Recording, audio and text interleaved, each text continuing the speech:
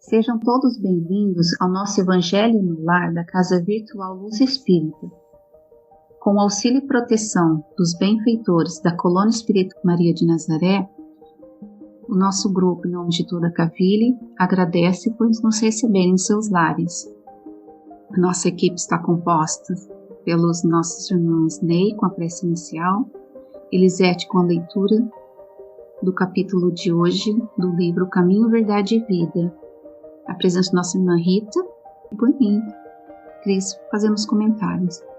Vamos emanar boas energias para elevar luz e conforto aos lares materiais e espirituais, bem como toda a espiritualidade protetora presente, onde quer que se encontre, na harmonização dos lares e fluidificação das águas, lembrando que deve ser um recipiente exclusivo para cada pessoa ou animal, pois os remédios espirituais são colocados de acordo com a necessidade de cada um. Solicitamos o nosso irmão Ney para fazer a nossa prece inicial.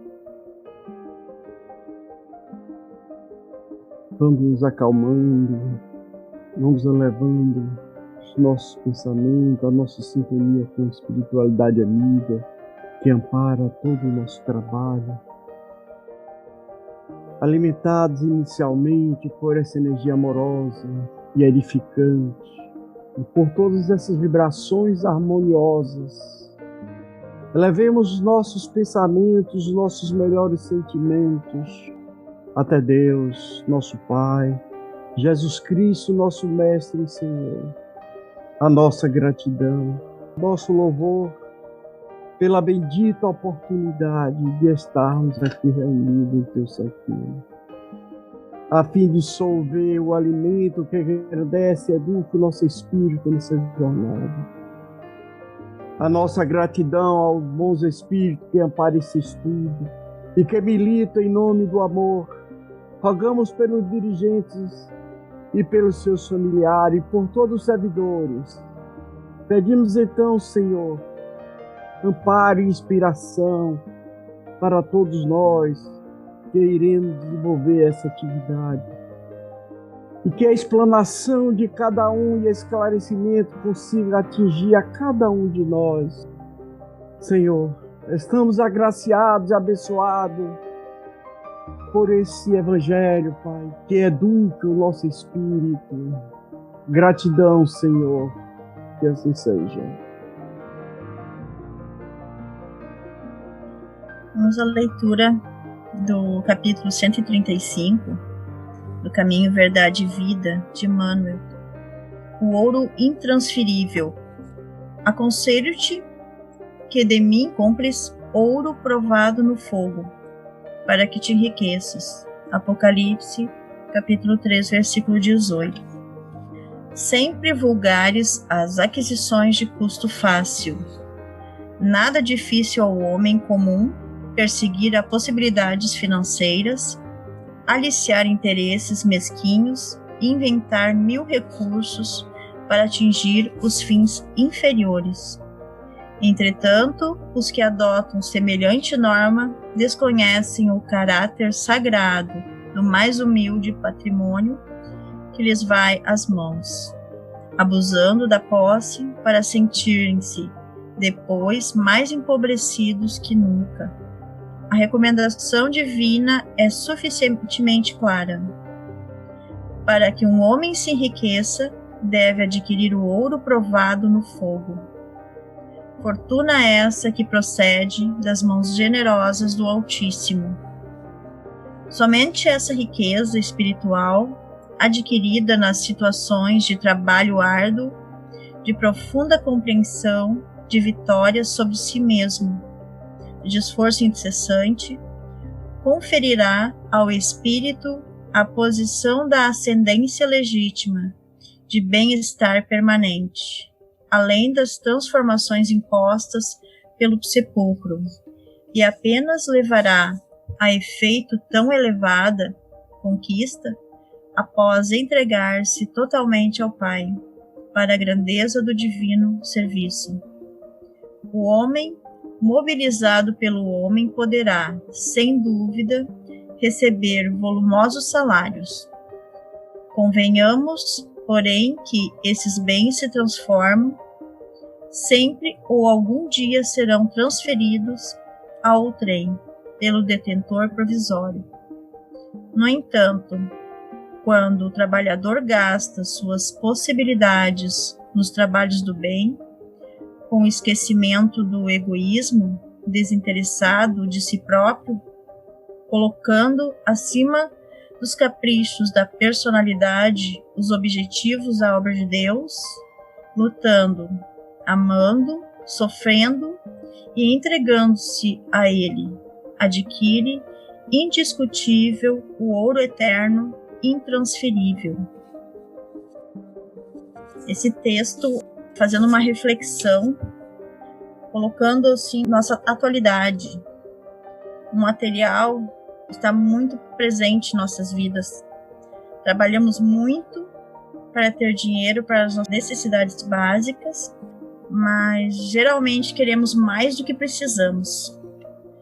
Nós desviamos da vida espiritual, descuidamos da vida social, a gente descuida da nossa saúde. Por muitas vezes, a gente não valoriza o que tem e na busca do querer sempre melhor, como uma melhor casa, um melhor carro, a gente deixa de ter, às vezes, o essencial, que é ter as pessoas próximas da gente. Quando percebemos, trabalhamos muito para ter muito, e quando a doença vem, que nem aconteceu já esses 2 anos que a gente está aí de pandemia, a gente nota que não adianta ter muito dinheiro, trabalhar muito e acabar não cuidando da saúde, valorizando outras coisas do que as pessoas, a gente acaba perdendo. É que quando a gente dá conta, o que realmente vale a pena. Como eu sempre falo, viver bem é viver na caridade. Não precisa ser financeiro. A gente pode se doar de várias formas. Construir uma riqueza espiritual. Isso é muito importante pra gente. É ser útil. Trabalhar para auxiliar os nossos irmãos de caminhada. É que nem tem uma frase ali que eu peguei. Ninguém é tão pobre que não tenha nada para dar, e ninguém é tão rico que não precise receber. Há 2 riquezas que o homem pode construir: a material e a espiritual. A primeira pode ser fruto do uso da inteligência voltado para o bem e o desenvolvimento da sociedade. Não há nenhum problema em obtê-la, pois o trabalho gera trabalho, facultando-nos a oportunidade a outro de construir a sua. Mas pode ser também fruto da desonestidade, em vez de ser um móvel de evolução. Pode ser de estagnação espiritual. A maneira como você vai adquirir essa riqueza e como você vai fazê-la para o seu bem ou o seu mal. A segunda pode ser consequência da primeira, se esta for originária de uma mente produtiva e altruísta, e assim fiel a Deus, ao Senhor. A administração de uma riqueza material qualifica o seu administrador em mau ou bom servidor. Dessa forma, o detentor da posse cumpre a orientação do mestre a nos ensinar que ninguém pode servir a 2 senhores, porque ou odiará um e amará o outro, ou se prenderá a um e desprezará o outro. Não podeis servir simultaneamente a Deus e a Mamon. Isso está em Lucas, capítulo 16, versículo 13. Pois bem, vejamos, a riqueza material é uma prova de abnegação, um foco na evolução espiritual. De acordo, você utiliza e usa. Ser rico materialmente falando não é uma transgressão às leis divinas, às leis naturais. Mas essa riqueza muitas vezes obtida pelo derramamento do suor ou dispêndio de energias intelectuais, não pertence ao usufrutuário ou a nós, a ninguém, pois ele terá que deixá-la quando voltar ao plano espiritual. O mestre nos contou em uma parábola, da qual referenciamos só o seu final. Ao ser exortado por um homem que reclamava parte da herança deixada pelo pai, mas antes respondeu ao consulente: tende o cuidado de preservar-vos de toda avareza, seja qual for a abundância em que o homem se encontre a sua vida, não depende dos bens que ele possua. Isso está em Lucas, capítulo 12, versículo 15. Deste modo, a riqueza verdadeira, que não é transferível, é aquela resultante do cumprimento dos desígnios de Deus, na forma da lei, e que está gravada na consciência do Espírito. Que sejamos servos fiéis e bons usuários dos bens que Deus nos confere, para evoluir, ou seja, nos transformar em rico verdadeiro do ouro eterno e intransferível, conforme nos aponta Emmanuel no seu texto. Complementando as ideias de Ney, quando ele mesmo falou que o problema não está nas riquezas, né, material, não tem, se possuir riqueza, isso não significa que estejamos cometendo nenhum mal.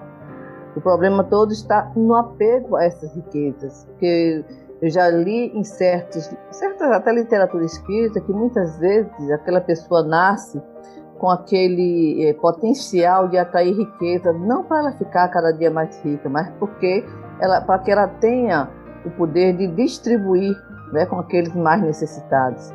Eu vejo assim Divaldo Franco, que trabalho lindo, que riqueza maior daquele homem conseguir sustentar mais de 1000 crianças, educar mais de... Então, realmente, a questão financeira não é o problema é a questão da distribuição. Se eu quero somente para mim, se eu exploro o outro, trabalha demais e simplesmente eu não redistribuo aquela riqueza para os mais necessitados, aí é que está o problema. O problema da riqueza está no apego à riqueza, não na riqueza em si. Porque o verdadeiro ouro provado no fogo é o ouro justamente da bondade, do trabalho árduo, da caridade, do amor ao próximo. Esse sim é o verdadeiro ouro. É aquele que nós vamos realmente carregar depois que desencarnarmos. Nós vamos entrar no mundo espiritual não com aquele ouro material, mas com o ouro da bondade, o ouro provado no fogo do trabalho, da caridade, da vontade de querer fazer a vontade do Pai. Então eu vejo assim, nesse sentido, esse texto é bem interessante e bem esclarecedor, que nós poderemos muito bem ter alguma riqueza material, sem, no entanto, nos apegarmos a ela e a utilizarmos para o benefício da humanidade, principalmente em favor daqueles mais necessitados. Em Mateus capítulo 7, versículo 14, diz: estreita é a porta, o apertado caminho que leva à vida, e poucos há que encontrem. O próprio Jesus dizia que não seria fácil segui-lo. As aquisições materiais são mais fáceis de serem adquiridas, todavia, seguir um mestre exige abnegação, como os nossos irmãos bem explanaram. Emmanuel disse que para um homem se enriqueça, deve adquirir o ouro provado no fogo, porque diante das provas da vida, se o homem tiver as aquisições reais que o espírito necessita, conseguirá vivenciar as dificuldades com resignação e fé, na prática, né, da verdadeira caridade. É um trabalho árduo que exige muita vontade e perseverança, e aquele que se move através da fé construirá uma base sólida na qual vivenciará as grandes dificuldades de uma maneira que as tornará pequenas, né? Quantos perdem posses, perdem a esperança, perdem, né, pessoas queridas, como a Elisete bem colocou neste momento que nós estamos passando, né? Muitas pessoas partindo para o mundo espiritual. Então, ou várias outras situações de angústia. As qualidades morais do Cristo baseiam-se na humildade e na simplicidade. E através da humildade vamos extinguindo o egoísmo e com isso estaremos aprendendo a vivenciar as experiências com a simplicidade, com mais harmonia com nossos irmãos. Estaremos mais em paz. E o objetivo maior de nossa existência é vivenciar essas experiências materiais, mas com que possamos aprender para crescermos espiritualmente, mas acima de tudo devemos conquistar as riquezas morais eternas. Levemos nossos pensamentos a Deus e com auxílio dos Espíritos de Luz da Colônia Espiritual Maria de Nazaré, pedimos paz, harmonia para todos que estão conectados conosco neste momento de amor, bem como a emissão de boas energias dos nossos familiares e irmãos encarnados e aqueles que se encontram no plano espiritual. Por fim, pedimos ao nosso Senhor Jesus e aos guias espirituais, principalmente aos integrantes das correntes médicas do espaço, que coloquem em nossas águas os fluidos astrais, vitais e espirituais, a que cada um necessita para curar todas as enfermidades físicas, emocionais e espirituais, proporcionando saúde, vitalidade, equilíbrio e força nos trabalhos do bem. Com os entendimentos tão bem explanados por nossos irmãos, vamos procurar interiorizar o que nos foi apresentado, refletindo intimamente por alguns instantes.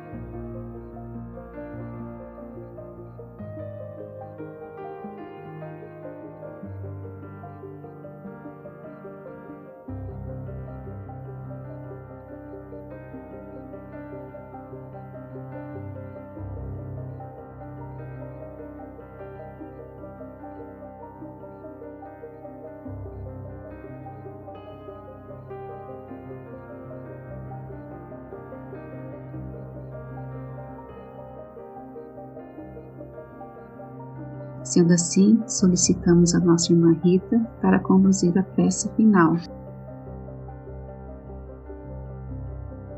Pai Celestial, nós te agradecemos pela realização do nosso Evangelho nesta noite, que nos encheu de alegria, nos encheu de coragem, com as palavras de Emmanuel, nos exortando para que possamos construir riquezas imperecíveis, riquezas morais, como a própria Cris nos falou.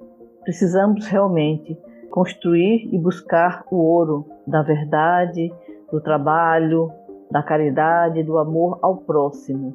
Ou seja, nós precisamos realmente saber construir riquezas imperecíveis, riquezas que podem nos levar ao mundo espiritual com créditos, para que possamos também ajudar não somente o desenvolvimento pessoal, da família, mas de toda a humanidade. Assim seja.